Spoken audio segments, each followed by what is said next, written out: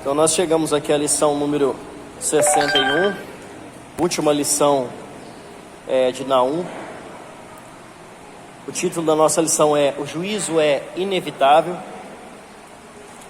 E o texto nosso, pode passar? Passar. O texto nosso está lá em Naum 3, do 11 até o 19. Nós vamos ler esses versículos, vamos entrar no assunto.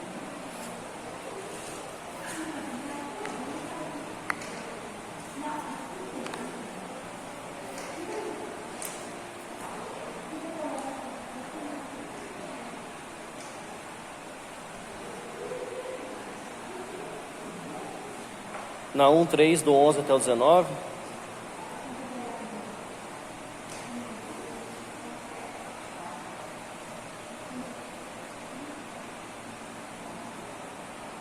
Amém? Vamos lá. Versículo 11 diz assim: Também tu, Nínive, serás embriagada e te esconderás. Também procurarás refúgio contra o inimigo.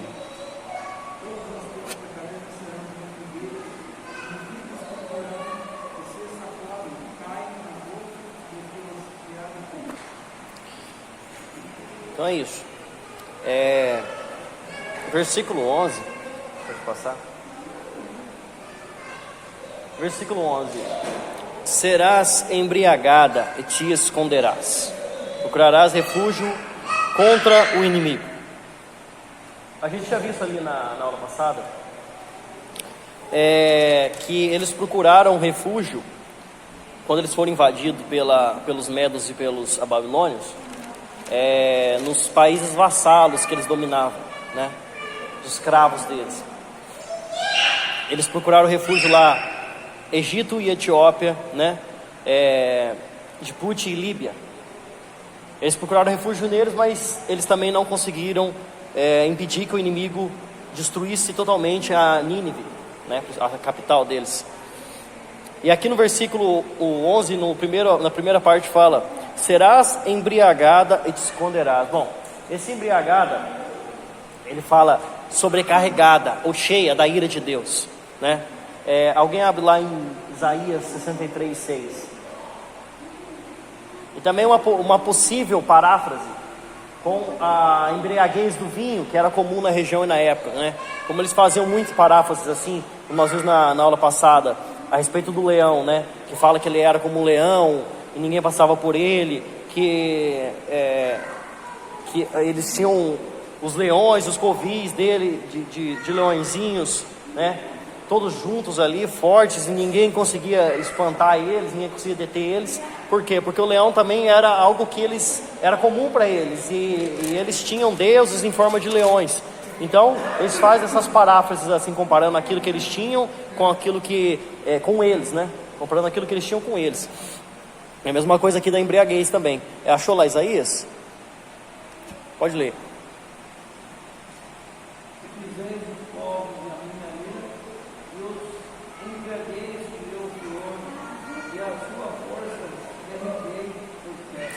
Viu?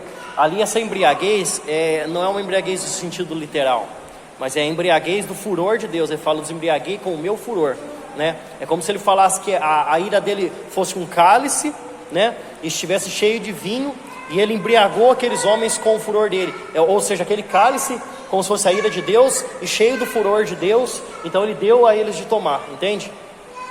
Ele encheu eles, embriagou eles de furor.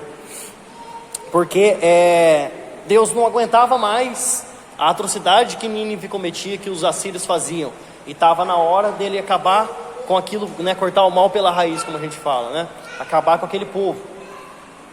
E te esconderás, isso aí é interessante, porque isso é literalmente, né?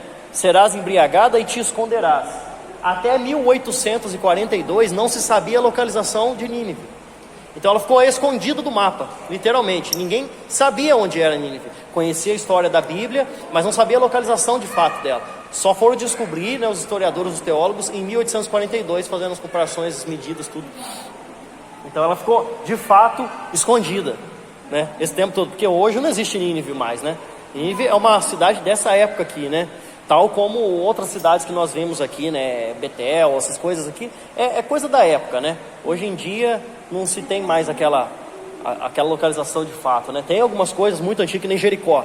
Jericó é possivelmente a cidade mais antiga do mundo, né? Porque eles acharam até as ruínas da muralha que foi derrubada lá por Josué. É pequeno. Não, mas é pequeno, mas na época era grande.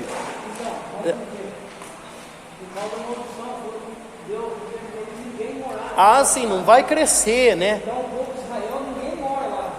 Não. Quem mora lá é árabe. É árabe, né? Porque o povo de Deus foi proibido de morar na casa de árabe. E nós vimos lá, os caras têm pequenininhos, só tem árabe lá. Não tem nenhum judeu morando lá. É só o comércio e os pontos, né, turísticos. Coisita de vende, não tem nenhuma pessoa que mora no lugar. Então, pode passar? Aí tem esse texto também lá em Isaías 28, 4. Versículo 12. Todas as tuas fortalezas são como figueiras com figos temporãos. Se os sacodem, caem na boca dos que os há de comer. Isso aqui quer dizer a destruição que eles sofreriam. Ele faz a comparação da destruição deles com uma coisa que nós conhecemos, uma árvore. É como Jesus falava, né, uma parábola. Então, ele fala, será consumida. Consumir aqui é no sentido de destruir, né? Ele faz uma comparação da sua derrota com os frutos de uma figueira que deu o seu fruto antes mesmo do tempo, que é temporão, né? E quem viu somente sacudiu, e de tão maduro o fruto cai. Então, você vê uma árvore, né, uma figueira, e os frutos estão né, até vermelhos lá, de tão maduros que estão aqueles figos. Aí a pessoa vai lá, dá uma sacudida na árvore, e pelo balanço da árvore estoura, né, o cabinho lá, a haste do fruto, e cai. Então tá tão maduro, né, aquele sol quente, aquele tempo que amadureceu muito rápido a fruta, que ela cai, e ela já vai ser consumida. Aqui fala, já cai direto na boca de quem vai consumir. E foi assim que aconteceu com Nínive, né? Eles invadiram a Nínive e ela estava tão pronta para cair por Deus, né? Que Deus tinha determinado que ela caia. Ela estava tão pronta para cair antes do tempo que o inimigo veio e devastou de uma vez, né? Foi uma invasão devastadora. Eles não tiveram como se defender, né? Como nós vimos, foi também uma questão estava lá fechado o dique, né? Na cidade tinha um dique lá, um açude de águas. Quando invadiram, eles fecharam o açude de águas, né? E na hora que os medos, os babilônios chegaram e começaram a destruir tudo, abriu aquela represa e a água mesmo já destruiu um monte de coisa, né? Fala que o templo foi consumido pela água ali, né? Pelo aquele açude. Então, muita gente morreu naquele momento ali. Foi os invasores, foi a água, né? Foi o Deus pesando a mão sobre os ninivitas para destruir, e foi como figos caindo de uma árvore, né? Foi aqueles figos maduros já caindo de uma árvore, pronto para ser consumido. Aí quem achou Isaías 28:4 pode ler.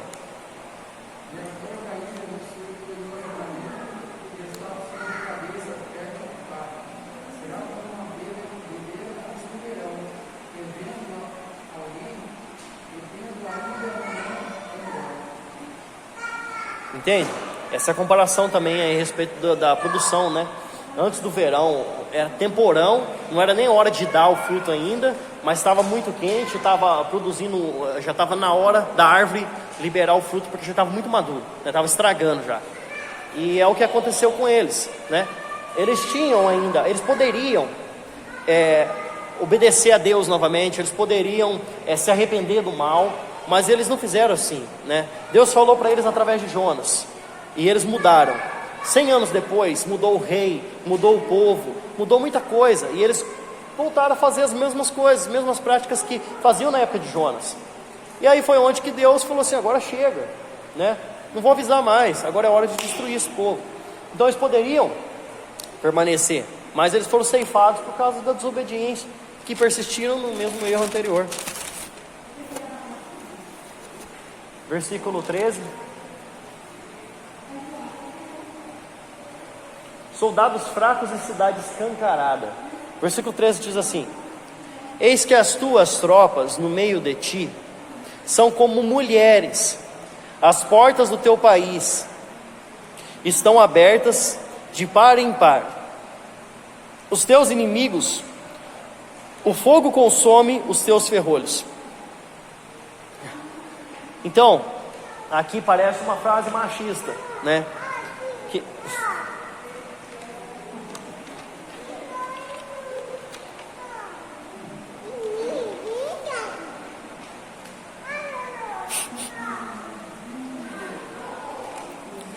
No versículo 13 ele fala assim no comecinho, ó: eis que as tuas tropas no meio de ti são como mulheres, à porta do teu país.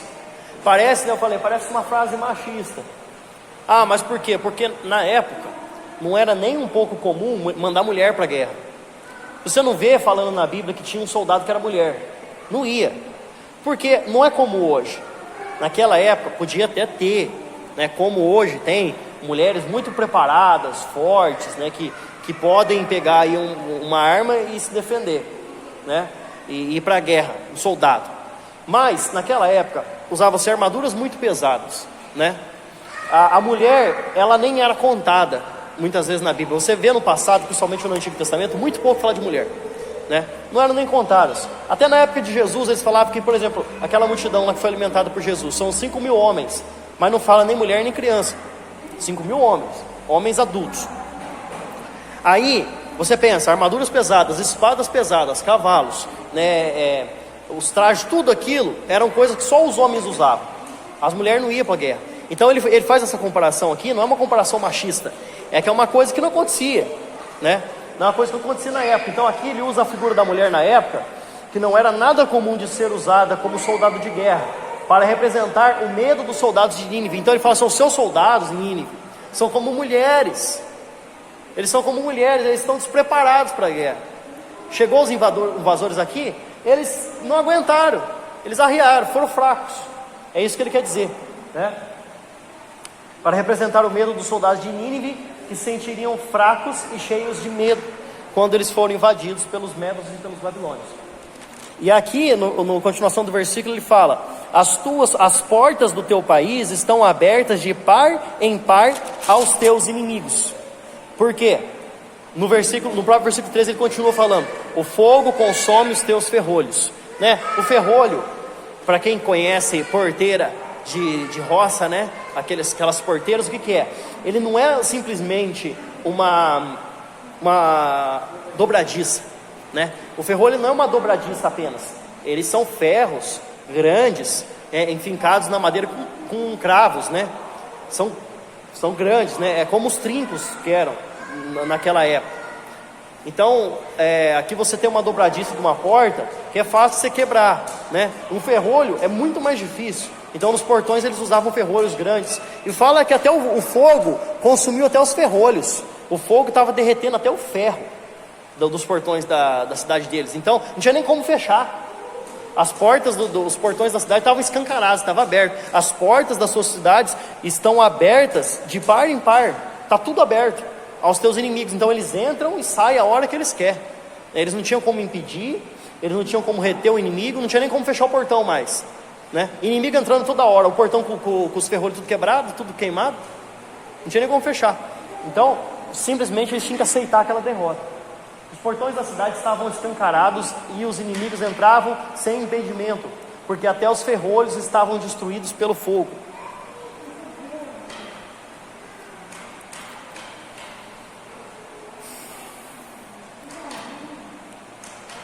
Pode passar?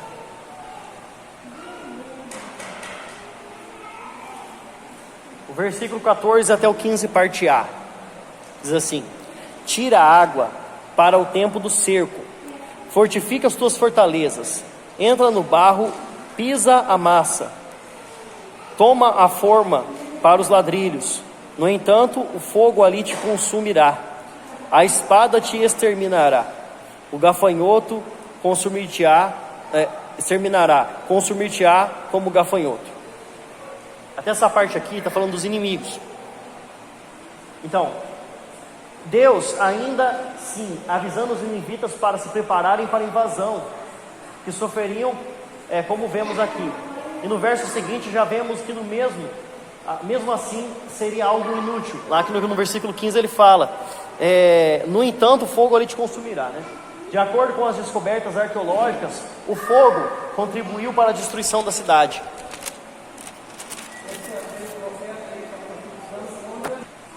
Judá ia ser invadido por a Síria, e eles até cercaram Jerusalém em 701, mas eles não conseguiram invadir. Eles não venceram Jerusalém. Não conseguiram entrar, eles não venceram Jerusalém. Então, ele era profeta de Jerusalém, ele era profeta de Judá, ele era profeta de Jerusalém. Só que não se sabe muita coisa de Naum. É que não fala, no começo do capítulo, a única coisa que fala de Naum é isso aqui, ó. Sentença contra Nínive, livro da invasão de Naum, o Eucosita, só. Não se sabe nada de Naum, esse que é o problema. Então, provavelmente sim, ele foi até Nínive para profetizar contra Nínive, foi até na Síria para profetizar contra eles, né? Eu não acredito que ele tenha escrito carta e mandado para lá. Pode ser que sim, mas não se sabe também. Não se tem essa informação toda. São, né, partes da história que nós temos aqui. Não temos tudo. Nós temos a profecia, né? Essa que foi a profecia que ele lançou contra Nínive. Aí,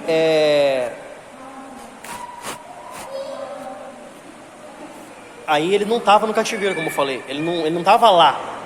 Ele não foi levado como Israel foi levado. Ele era do reino do norte. Ele era do reino do sul, não do norte.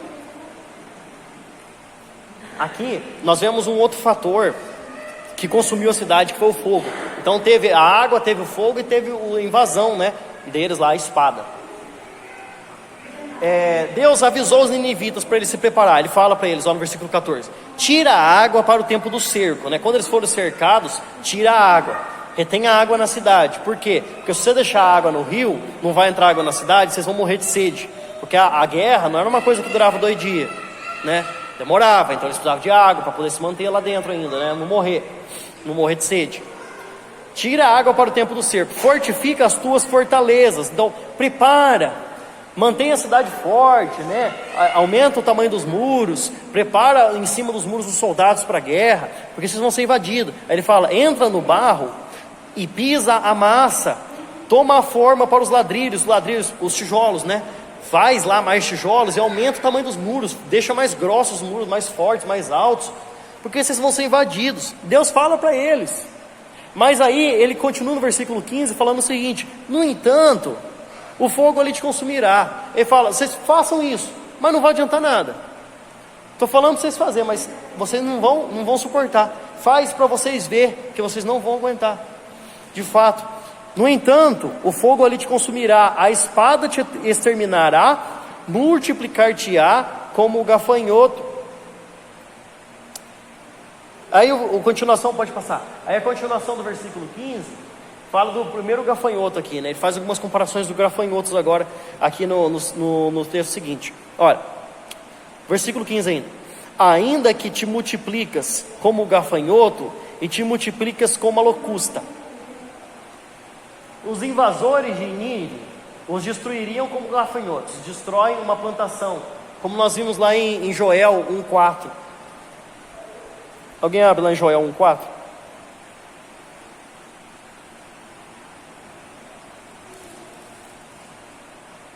Então no versículo 15 ele fala: a espada te exterminará, consumir-te-á como o gafanhoto.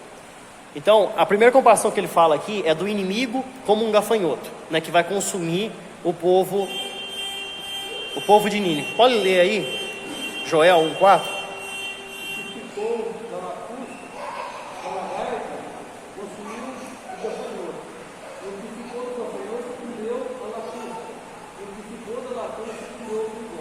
Então ali ele fala ali os quatro estágios da vida do gafanhoto, né, o pulgão, a lacusta, o gafanhoto destruidor e o gafanhoto migrador, né? Então ali ele fala desses 4 tipos de gafanhotos que consumiram toda a plantação, né? Aqui Joel profetiza contra Judá. Mas aqui ele está falando do inimigo da Assíria, que no caso eram os medos e os babilônios, que eles consumiriam como os gafanhotos consumiam as plantações na época, né? Viu os gafanhotos, acabavam com tudo, né? Nós vimos aí que esses gafanhotos esse ano, né? Que consumiu tudo lá na Argentina, né? Aqui no Mercosul, aqui nos países aqui do Mercosul, consumiu tudo aqui, né? Acabou com as plantações lá. E aqui ele está comparando os inimigos da Síria como esses gafanhotos que consumiram, não deixou nada. Então ele fala: o inimigo vai te consumir como um gafanhoto. Aí agora ele fala da figura do gafanhoto. Pode passar. Aqui ele fala da figura dos assírios como gafanhotos agora, né? Do versículo 15, parte C, até o 17. Aí versículo 15, parte C, diz assim, ó: ainda que te multiplicas como gafanhoto e te multiplicas como a locusta, ainda que fizesse os teus negociantes mais numerosos do que as estrelas do céu, o gafanhoto devorador invade e sai voando. Os teus príncipes são como gafanhotos, e os teus chefes como gafanhotos grandes, que se acampam nas sebes no dia de frio, e em subindo o sol voam embora, e não se conhece o lugar onde estão. Então, essa última parte do versículo 15, que nós vemos na parte C, ele seria um conselho impossível de se realizar no momento. Deus disse: multiplique-se como gafanhotos. Por quê? Para tentar se defender. Porque esses insetos, eles se multiplicam muito rápido, né? Você vê aqueles enxames de gafanhoto, é muito gafanhoto, né? É um absurdo, né? Não tem aquelas migrações de borboletas. Tinha uma árvore assim, num vídeo lá que eu estava vendo, estava carregadinha assim, ó. Parecia folha. Quando vê, as borboletas levantaram, a árvore estava seca, não tinha nada. Só tinha borboleta. As borboletas estavam tão cheias lá que pareciam as folhas das árvores, né? Eram bilhões de borboletas. E os gafanhotos aqui é a mesma coisa, né? Gafanhoto não anda sozinho, né? Gafanhoto, aquele grilinho que a gente conhece aqui, não é o gafanhoto. O gafanhoto, ele não anda sozinho, eles andam em bandos, né? Eles andam em chames. Então você vê aquelas nuvens que até tampa o céu, assim, até tampa o sol, né? Aquilo ali sim, né? E é por isso que ele fala para os assírios: ainda que te multiplicas como o gafanhoto e te multiplicas como a locusta, nem que vocês se multiplicassem como os gafanhotos e como a locusta, vocês não seriam capazes de se defender. É o que ele está falando no versículo 15. Aí ele fala no versículo 16, né? Uma cidade cheia de negociantes, e agora saíram voando como gafanhotos, e ninguém há mais na cidade. Ele fala lá: ainda que se fizesse os seus negociantes mais numerosos do que as estrelas do céu, o gafanhoto devorador invade e sai voando. Então já não tinha negociante na cidade mais, né? Nem que se eles multiplicassem, já não ficava ali na cidade mais. O inimigo invadiu, destruiu tudo. Quem não foi destruído pelo inimigo saiu voando da cidade, porque ninguém quis ficar ali, não tinha como se defender, né? E o versículo 17: os teus príncipes são como gafanhotos, e os teus chefes como gafanhotos grandes, que se acampam nas sebes no dia de frio, né? E em subindo ao sol voam embora, e não se conhece o lugar onde estão. Então, os líderes militares que ficavam à vista de todo mundo, exibindo o poder, como o próprio rei era, né? O rei Senaqueribe, ele era um militar, ele era um general de guerra. Esses caras eram conhecidos, né? Eles ficavam lá, ele fala que eles ficam como nos dias de frio na sebe, se exibindo. Mas aí bate o sol, eles vão embora. Começa a subir o sol, eles vão embora.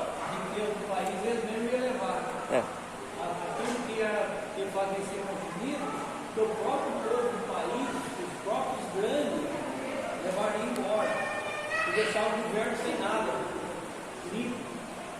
E aí fala: os seus príncipes, os seus líderes voam e... eles, é o que eu falei, né? Ou eles morreram ou eles fugiram.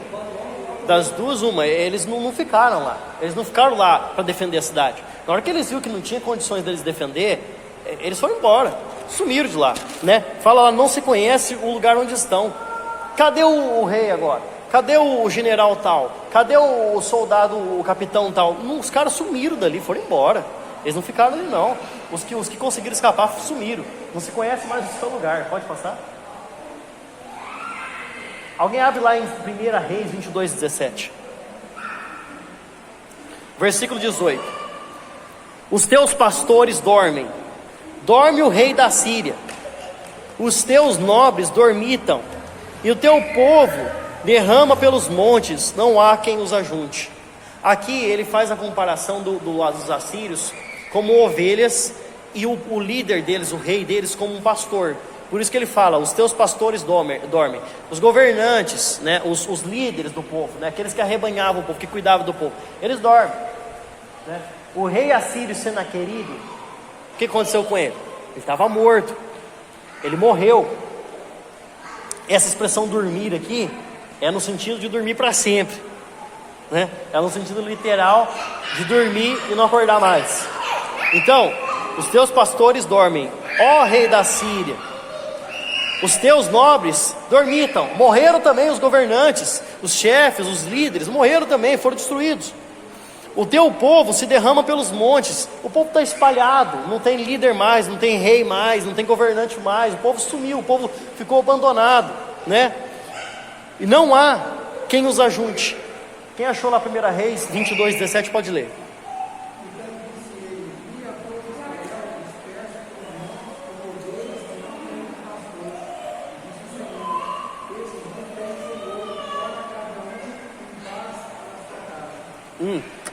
Isso aí foi por causa de Acabe, né? Deixa eu abrir aqui também 1 Reis, dar uma passada nessa história. 22:17, ó. Essa aqui foi a batalha final de Acabe. Quem conhece essa história aqui foi quando o profeta Micaias foi profetizar a respeito da Acabe.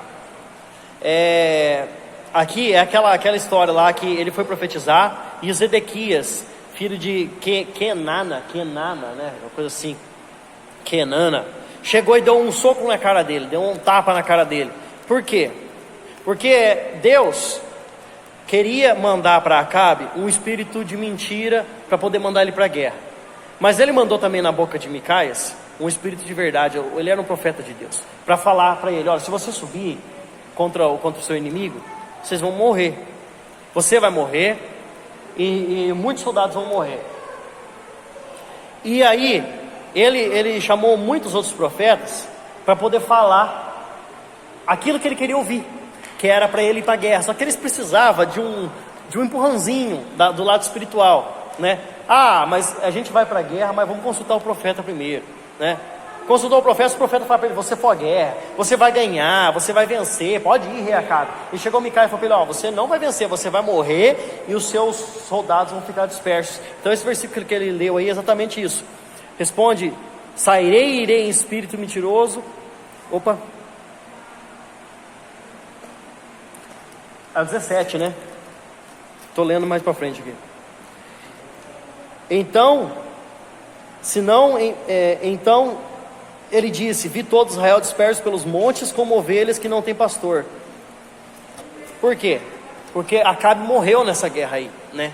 Ele morreu depois, logo em seguida, a mulher dele morreu também, né? Ele falou assim: se você for, vocês não vão lutar. Aí ele falou assim: tranca Micaia no cárcere e trata ele com água de dor e pão de amargura. Porque ele falou aquilo que ele não queria ouvir. Se eu voltar, aí ele morre. E se eu não voltar, depois, aí ele falou assim, aí Micaia falou: vai acontecer desse jeito, você não vai voltar. Essa profecia foi Micaias que falou: eu vi Israel disperso como ovelhas pelos montes, não tem pastor que os ajunte. É a mesma coisa que Deus falou através de Naum para a Síria, né? Olha lá: o teu povo se derrama pelos montes, não há quem os ajunte. É a mesma coisa, porque morreu o líder, morreu o rei, e eles ficaram abandonados, sem rei, sem líderes. E o versículo 19, para a gente encerrar hoje, e diz assim: não há remédio para a tua ferida, a tua chaga é incurável. Todos os que ouvirem a tua fama baterão palmas sobre ti, porque quem não passou continuamente a tua maldade? Sabe aquele inimigo que quando ele morre os outros até batem palma de alegria? Aquela pessoa, você não viu aquele filme do Vida de Inseto? Na hora que qual era o nome dele mesmo? Quem que lembra? Qual era o nome dele mesmo? Não, Formiga. Flynn. Na hora que o Flynn sai da cidade, o povo bate palma, ele acha que eles estão exaltando ele, né?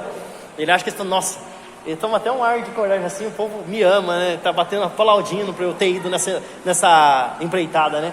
Que nada, os povos estavam batendo palma porque eles queriam ele fora da cidade, eles só fazer desastre lá dentro.